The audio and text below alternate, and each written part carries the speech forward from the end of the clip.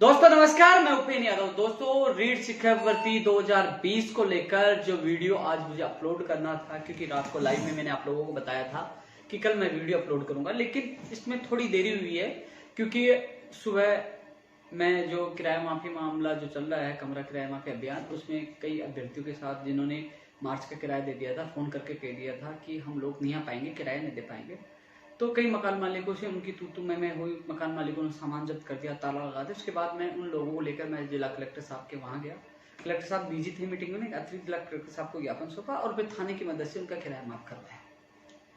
और उसके बाद सीएमओ से बुलावा आ गया। मैं सीएमओ खुद जाकर आज, और विभिन्न भर्तियां जिनकी भर्तियों का परीक्षा परिणाम जारी होना हो और जिनका परिणाम जारी हो गया, चाहे आप वरिष्ठ अध्यापक भर्ती 2018 का मामला हो, एलडीसी भर्ती 2018, संस्कृत विभाग है, यूनानी है, होम्योपैथिक, जो तमाम सैनिक कल्याण बोर्ड है जिनमें नियुक्ति प्रक्रिया रुकी पड़ी है, उनका मामला हो, चाहे सांख्यिकी का मामला हो, तो अलग अलग जो लंबित भर्तियां उनको लेकर, नई भर्तियों को लेकर, उनकी विज्ञप्तियों को लेकर, आवेदन प्रक्रिया पुनः शुरू कराने को लेकर, फर्स्ट ग्रेड और एएन भर्ती उनके परीक्षा का परिणाम हो, तमाम भर्तियों के मामले मैंने आज सीएम सचिव साहब के सामने लिखित में मैं वहां सीएमओ में जाकर आज फिर दे के आया हूँ।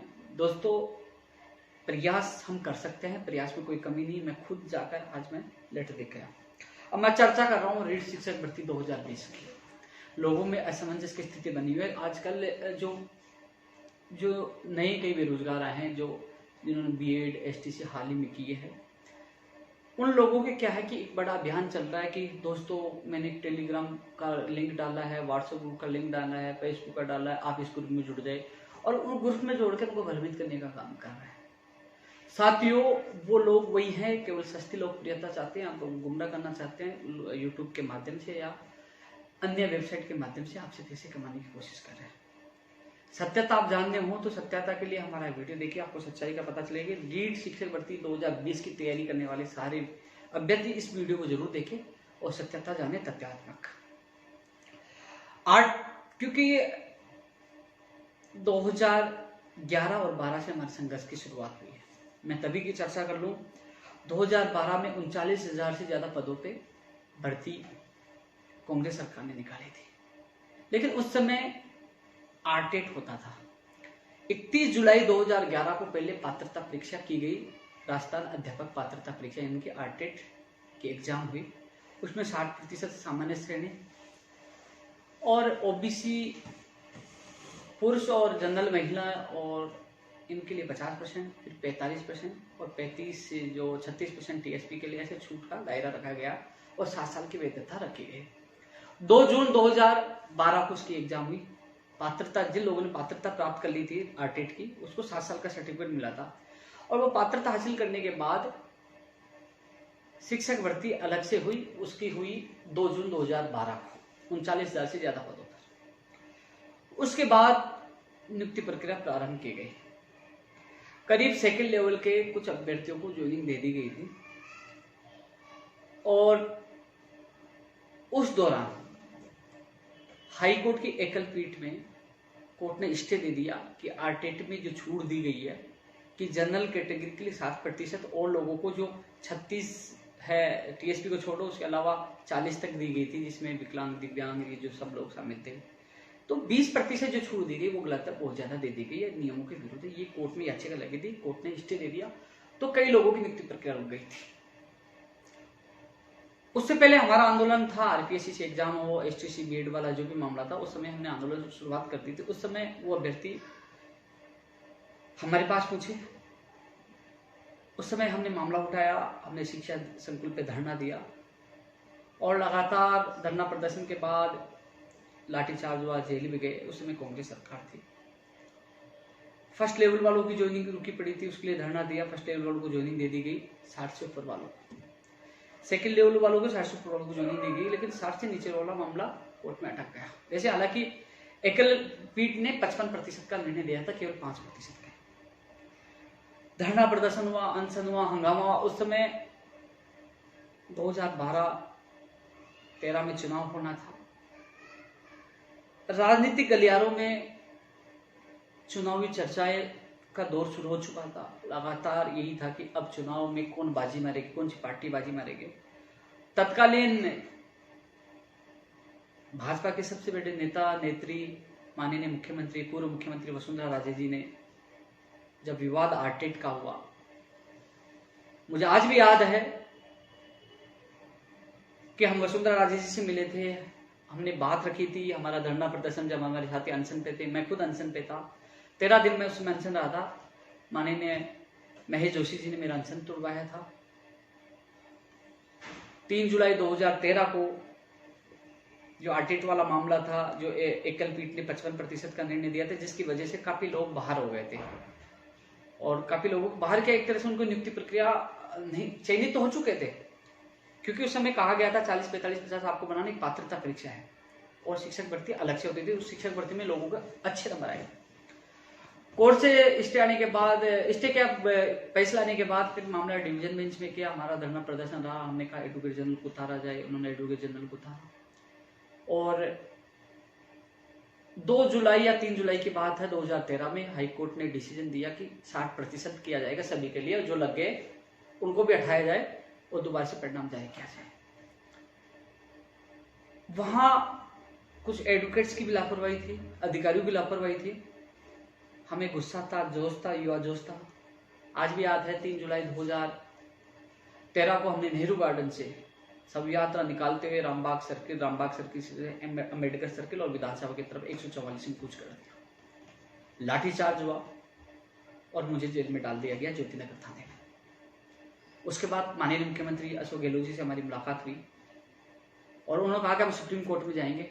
दोस्तों, सुप्रीम कोर्ट में सरकार ने SLP लगाई। 26 जुलाई 2013 को हाई कोर्ट के फैसले पर स्टे आया, यानी कि रोक लगा दी गई और भर्ती प्रक्रिया खोलने का रास्ता खुल गया। वहां से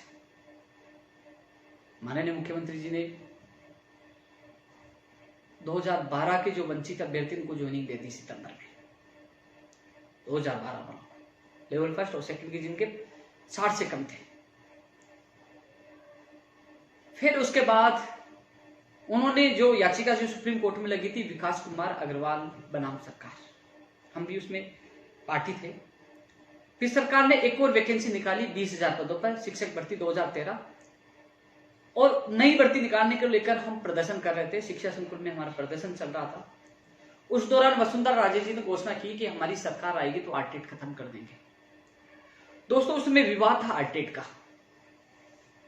जो आरटेट का जो परिणाम आया था उसमें मात्र 9% जनरल के अभ्यर्थी पास हो पाए थे। इसके अलावा और भी कई लोग, क्योंकि जो 60 से कम वाले थे वो कोर्ट में भर्ती अटकने से वो भी दुखी थे, तो सबकी मंशा थी कि आरटेट को खत्म किया जाए। क्योंकि उस समय जो शिक्षक भर्ती अलग से होती थी, उस शिक्षक भर्ती में राजस्थान का सामान्य ज्ञान 60% आता था और राजस्थान का लोकल सामान्य ज्ञान आने से राजस्थान के अभ्यर्थियों को ज्यादा मौका मिलता था, जिससे बाहरी राज्यों के अभ्यर्थियों का चयन कम होता था। माननीय वसुंधरा राजे जी ने घोषणा की कि मेरी सरकार आई तो हम आरटेट खत्म कर दूंगे, 15 लाख नौकरियां दूंगे। दोस्तों, समय शाहपुरा जो तहसील है हमारी विधानसभा क्षेत्र, वहां खेजरोली में माननीय वसुंधरा राजे आई थी। मैंने एक तलवार दी, करीब 3,3200 रुपए की वो तलवार थी और मैंने कहा आपकी सरकार आए तो इस बेरोजगारी को तलवार से काट देना और बेरोजगार को रोजगार दो और ये आरटेट खत्म होना चाहिए। माननीय पूर्व मुख्यमंत्री वसुंधरा राजे जी का बयान था आरटेट खत्म कर दूंगी। सरकार आई और सरकार दिसंबर में आई, जनवरी चला, जनवरी में हमने ज्ञापन दिया, इंतजार हमने महीना भर किया। मुझे आज भी याद है कि मैं माननीय मुख्यमंत्री वसुंधरा राजे जी से मिला तो उन्होंने कहा कि आप शिक्षा मंत्री कालीचंद साहब से मिलिए। मेरी तबियत खराब थी, मेरे साथी कुछ शिक्षा मंत्री जी के पास गए। क्योंकि दोस्तों, थोड़ा सा मैं वापस बैक में जाना चाहूंगा, कुछ बात मैं बताना भूल गया था कि जो विकास कुमार की जो याचिका सुप्रीम कोर्ट में लगी थी, तो उसमें स्टे आने के बाद फैसला नहीं आया था, केवल स्टे आया था हाईकोर्ट के आदेश पर, तो वो नियुक्ति प्रक्रिया का रास्ता खुल गया था, उन लोगों को ज्वाइनिंग दे दी थी जो वंचित रह गए थे 2012 में। लेकिन विकास कुमार याचिका के बनाम एक विज्ञप्ति 20,000 पदों पर निकाल दी कांग्रेस सरकार ने कि सुप्रीम कोर्ट का जो फैसला आएगा उसके अध्याधीन ये भर्ती रहेगी। यदि 60% का होगा तो हम 60% के आधार पर ज्वाइनिंग देंगे और विज्ञप्ति जो 40, 35, 36, 40, 45 जो 50, 60 थी उसके आधार जो होगा वो कोर्ट के आदेश विकास कुमार फैसले के अध्याधीन ये भर्ती रहेगी। उन्होंने 11 अक्टूबर 2013 को 20,000 पदों पर वैकेंसी की परीक्षा करवाती आयोजित करवाती है। दोस्तों दिसंबर में सरकार का परिवर्तन हुआ, मैंने जो बताया समर्थन दिया, परिवर्तन हुआ। अब परिवर्तन होने के बाद हम मांग कर रहे थे कि 2013 की जो भर्ती 20,000 पदों पर जिसके एग्जाम हुई उसका परिणाम जारी किया जाए, और उसको जारी करवाने की मांग को लेकर हम कभी लगातार ज्ञापन दे रहे थे। माननीय मुख्यमंत्री जी से मिले, मुख्यमंत्री जी ने कहा आप कालीचंद साहब से मिलिए। उस समय मेरी तबियत खराब थी, मैंने मेरे साथियों को कुछ को भेजा, तो उस समय मेरे साथियों के किसी गार्ड ने धक्का मार दिया, साथी गिर गया और उसके यहाँ ब्लड आ गया। उसने फोन किया कि मेरे साथ बदतमीजी हुई। मैं बीमार होते हुए भी वहां से उठा। उस समय मेरे पास बोलेरो गाड़ी थी, गाड़ी में बैठे और शिक्षा मंत्री जी माल्या नगर में थे, एक पुरस्कार समारोह था, वहां हम गए, स्टेज पे छट गए, हंगामा करने लगे। हंगामा करने लगे तो उसके बाद भर्ती को लेकर अखबार में आए कि बेरोजगार स्टेज पे छट गए, हंगामा हुआ, माइक से कोसाकाशी झड़प, जो भी चीजें वो मीडिया में। उसके बाद माननीय शिक्षा मंत्री जी का बयान आया कि कुछ लोग मीडिया में आना चाहते हैं और जानबूझ के ऐसे कर रहे हैं। उल्टा उनका बयान आया, जोश था, गुस्सा आया, और दूसरे दिन ही वो तारीख थी 3 फरवरी 2014। दूसरे दिन ही हम 4 फरवरी को बीजेपी कार्यालय पहुंच गए और हमने माननीय शिक्षा मंत्री जी का पुतला जला दिया। पुतला जलाते ही युवा मोर्चा के कार्यकर्ताओं से हमारी झड़प हो गई, उन्होंने जलती हुई लकड़ियों से हमें पीटा, बेरोजगार। बड़ा हंगामा हुआ, कांग्रेस ने भी उस मुद्दे को उछाला और मैं जाके अनशन पे बैठ गया कि बेरोजगारों को पीटा। उसके बाद समझौता हुआ, मुझे बुलाया गया क्योंकि बीजेपी को समर्थन दिया था, उनको लगा कि सही हमारे साथ हैं, लेकिन सत्यात्मक यही है कि मैं किसी पार्टी से जुड़ा हुआ नहीं था। संघर्ष कांग्रेस समय से स्टार्ट हुआ था, बीजेपी सरकार के आते ही संघर्ष स्टार्ट हो गया, समर्थन दिया था। उसके बाद कि 2013 का परिणाम हम कैसे निकाले, सरकार का कहना था कि सुप्रीम कोर्ट में भर्ती लंबी था, हम कैसे निकालते। चुनौतियां बहुत थी।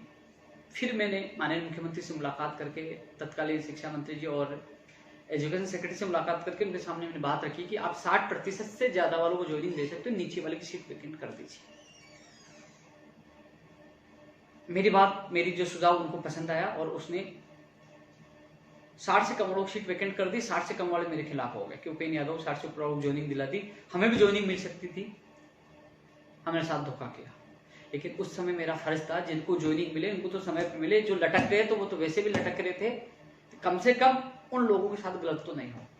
लेकिन 60 से कम वालों को मैंने वादा किया कि मैं जान दे दूंगा लेकिन आपको ज्वाइनिंग दिला के रहूंगा, मेरा वादा है।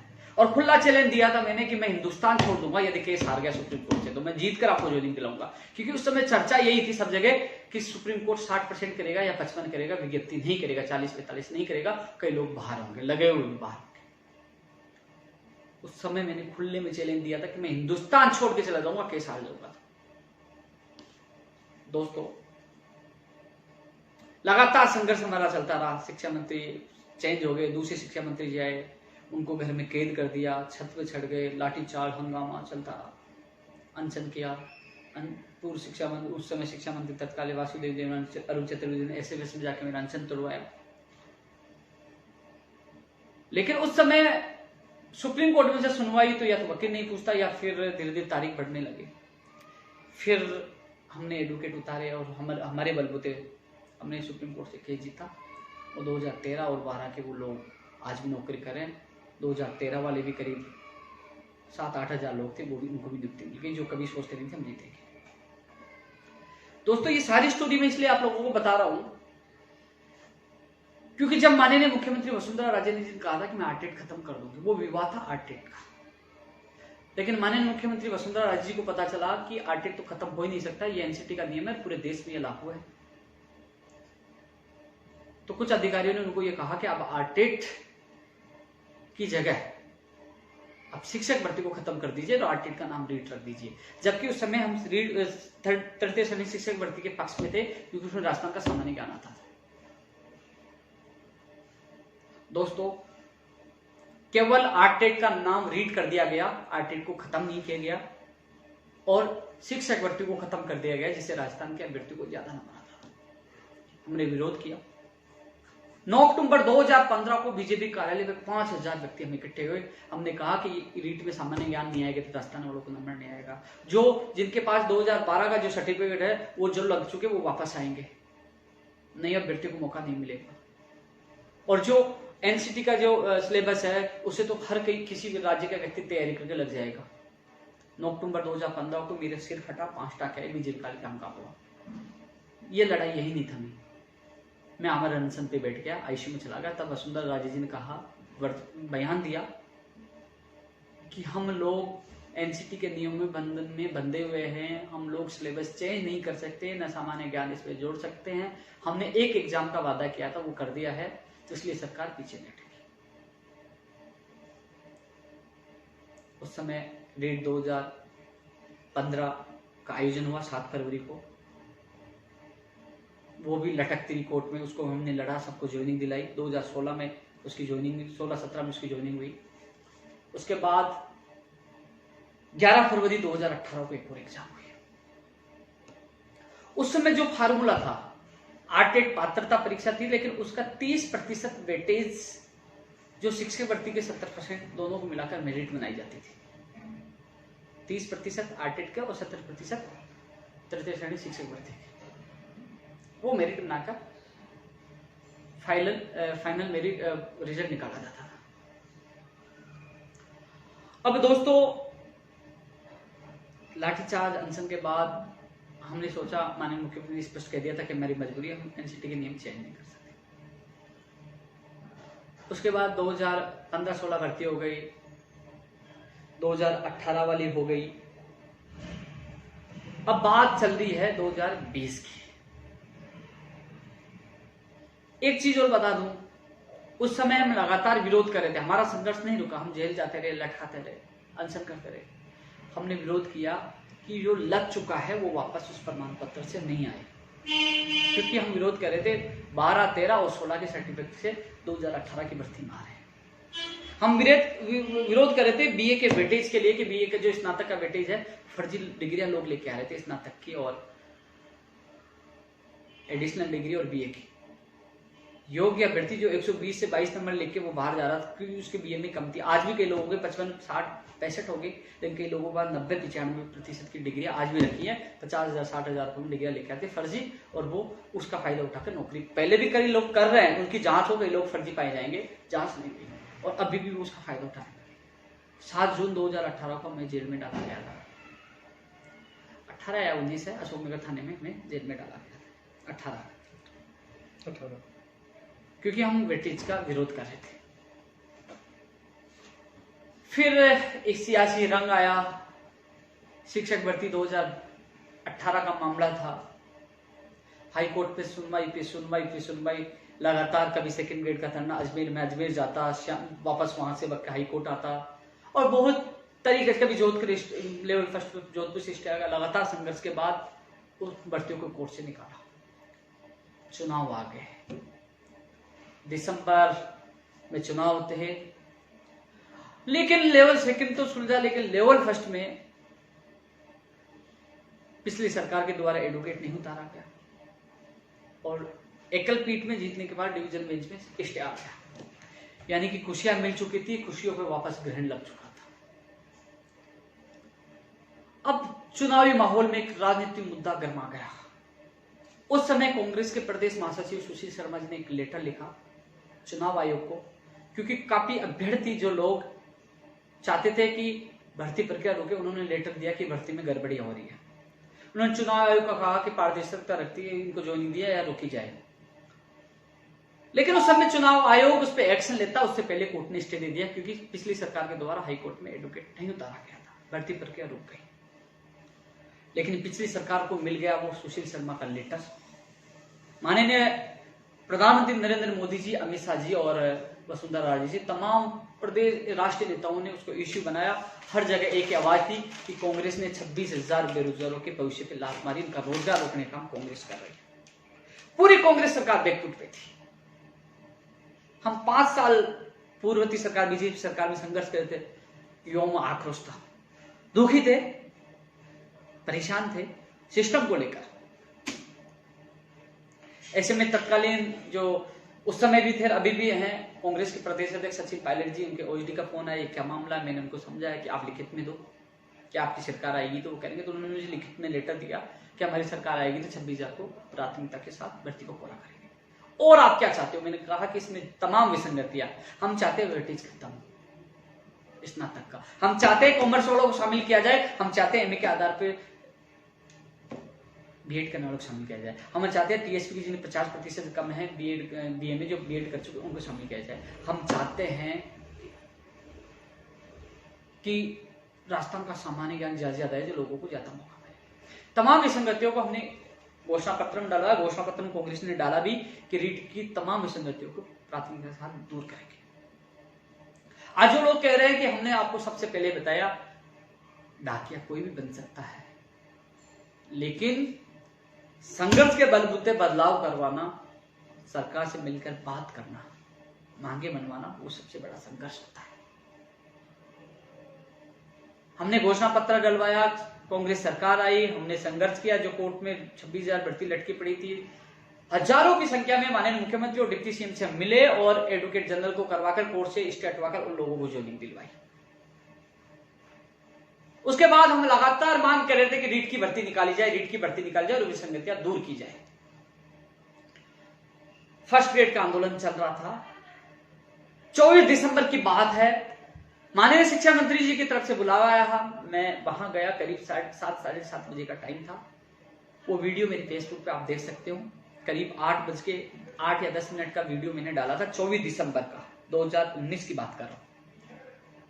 और शिक्षा मंत्री जी पास में बैठे, मैं वहां वीडियो बना रहा हूं कि दोस्तों नमस्कार, ये शिक्षा मंत्री जी, हम मिलने आए, विसंगतियां, जो भी सारी चीजें, वो ऑथेंटिक प्रमाण आप देख सकते हो कि उस समय हमने विसंगतियां बताई और शिक्षा मंत्री जी ने वादा किया था कि हम लोग वेटेज खत्म करेंगे।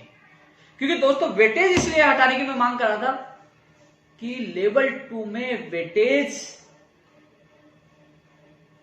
जो फर्जी डिग्रियां लेके आ रहे हैं उनके पास 95-90% की डिग्री आज भी है, आप योग्य अभ्यर्थियों को मौका नहीं मिलता। आप रीट में बहुत ज्यादा नंबर लाए होगे लेकिन बीए का दोबारा थोड़ी बना सकते। इसके अलावा जो लोग लग चुके थे वो इसी प्रमाण पत्र से वापस आ रहे थे क्योंकि वो वैलिड था 3 साल तक। कॉमर्स तमाम मांगे रखी, शिक्षा मंत्री जी ने वादा किया उसी दिन 24 दिसंबर को। और उसके बाद मैंने करीब 10 बजे एक वीडियो डाला, आप फेसबुक पे देखना, कि शिक्षा मंत्री से वार्ता हुई है और लेवल 2 का एक विषय का पेपर और हो सकता है। सबसे पहले वार्ता के बाद मैंने डाला, कुछ लोग कह रहे कि हमने ये किया वो किया, वो केवल आप लोगों को बेवकूफ बनाने का काम कर रहे हैं। ये सारे तथ्यात्मक प्रमाण मेरी फेसबुक पे जाकर 24 दिसंबर की शिक्षा मंत्री जी की वार्ता की वीडियो पोस्ट और मेरा वीडियो देखिए। और जो मैंने बोला है पायलट साहब का लेटर वो भी फेसबुक पे मिल जाएगा, जो हमने समर्थन दिया वो भी फेसबुक पे मिल जाएगा, और जो मुद्दा उठा कांग्रेस वाला वो भी मिल जाएगा, और जो एडवोकेट जनरल के लिए हजारों की संख्या मिला, वो तमाम जो चीज बोल रहा हूँ वो फेसबुक पे आपको मिलेगी।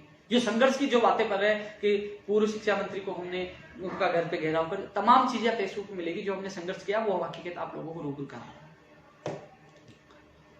अब दोस्तों लगातार मीटिंग हो रही थी, लेकिन जो मीटिंग हुई, जो पिछली मीटिंग हुई, उस मीटिंग में तमाम अधिकारियों से उन्होंने चर्चा की शिक्षा मंत्री जी ने कि जो पहले का जो पैटर्न था 2012-13 में कांग्रेस का, उसमें क्या कमी थी, क्या पैटर्न था। अधिकारियों ने बताया 2 एग्जाम थी, जिला परिषद के द्वारा एग्जाम हुई थी, लेकिन उसमें प्रश्नों को लेकर विवाद हुआ था, अलग अलग जिलों के अलग अलग मेरिट थी, तो कई विवाद हुए थे। तो उन्होंने कहा कि हम 2 एग्जाम करवाएं या एक ही एग्जाम करवाएं, तो वेटेज कितना रखें, बीए का वेटेज हटाएं कि नहीं हटाएं, कॉमर्स वालों को कैसे शामिल किया जाए, एमए का आधार के बेटों को कैसे शामिल किया जाए, तमाम इश्यू पर चर्चा हुई। और लास्ट में कहा कि आप नोट बना के लाइए और फाइनल वही किया जाएगा। तो अब आपके लिए अच्छी खबर यह है कि नोट लगभग तैयार हो चुका है। अब शिक्षा मंत्री जी की मीटिंग का इंतजार है। एक बार शिक्षा मंत्री जी अधिकारियों के साथ मीटिंग लेंगे और वो माननीय मुख्यमंत्री जी से अप्रूवल कह रहे हैं कि वो उनसे भी राय करेंगे, उसके बाद फाइनल होगा। जिन लोगों के दिमाग में गलतफहमी है कि 2 पेपर से उनको नुकसान है, हालांकि मैंने वेटेज स्नातक में हटाने का संघर्ष हमारा था जो कामयाब हो रहा है। सामान्य ज्ञान शामिल करने के लिए मांग हम लगातार कर रहे थे, कॉमर्स के अभ्यर्थियों को मौका दिलाने की मांग हो, विशेष शिक्षकों के पद निकालने की भी मांग कर रहे थे। तो तमाम मांग हम लगातार कर रहे थे। शिक्षा मंत्री जी अपना वादा पूरा करना चाहते हैं। इस चक्कर में बोले कि वेटेज कैसे हटे, स्नातक का फर्जी डिग्री वाले कैसे बाहर हो, तो उस वादे के चक्कर में थोड़ी सी देरी हुई है। तमाम अधिकारियों से राय मांगी है। हो सकता है 2 एग्जाम हो जाए, आरपीएससी या किसी संस्था से सेकंड पेपर का टेस्ट पेपर माध्यमिक शिक्षा बोर्ड से करवा दे। सेकंड पेपर यदि होता है तो पंचायत राज विभाग करवाता है, बीकानेर करवाती है या कौन सी संस्था करवाती है, वो भी तय होना है, क्योंकि इसमें बदलाव कर सकते हो, प्रदेश स्तरीय मेरिट वो बना सकते हैं। तो दोस्तों 2 एग्जाम भी हो जाए, 95 या 90-10 हो जाए, वो भी हो जाए जो हम मांग कर रहे हैं। लेकिन एक चीज सामने आई थी, यदि हम लोग 2 एग्जाम करेंगे तो वो लेवल 2 का ही नहीं होगा। लेवल फर्स्ट वाले तो ये कई अभ्यर्थी कोर्ट में चले जाएंगे, हम करेंगे तो दोनों ही लेवल की 2 एग्जाम करेंगे। यदि पहले वाला ही पैटर्न लागू करेंगे 2012 और 13 वाला, तो वही 2 एग्जाम होंगे। तो अब फाइनल होना है। हालांकि कई लोगों के दिल में, कई लोग कमेंट करें को उपेंद्र यादव 2 एग्जाम करवाना चाहते हैं, तो उन अभ्यर्थियों को बता दूं, मैं तो 2 एग्जाम नहीं करवाना चाहता। मैं तो चाहता हूं कि वेटेज समाप्त हो। मैं चाहता हूं कॉमर्स एमए के आधार पर बीएड करने वाले और जो टीएसपी के जो अभ्यर्थी सबको राहत मिले। मैं चाहता हूं राजस्थान का सामान्य ज्ञान ज्यादा से ज्यादा है, जो राजस्थान के अभ्यर्थी को ज्यादा मौका मिले। और ये चीजें, सारी चीजें 2 पेपरों में भी संभावना होने पर ही हो सकती है। इसके अलावा वेटेज 95 हो, सामान्य ज्ञान नहीं जुड़ेगा, वेटेज कम हो सकता है। अब कॉमर्स वालों को कैसे शामिल करें, वो भी लीगल ओपिनियन ले रहे हैं। अब एक दिमाग से एक बात निकाल दूं,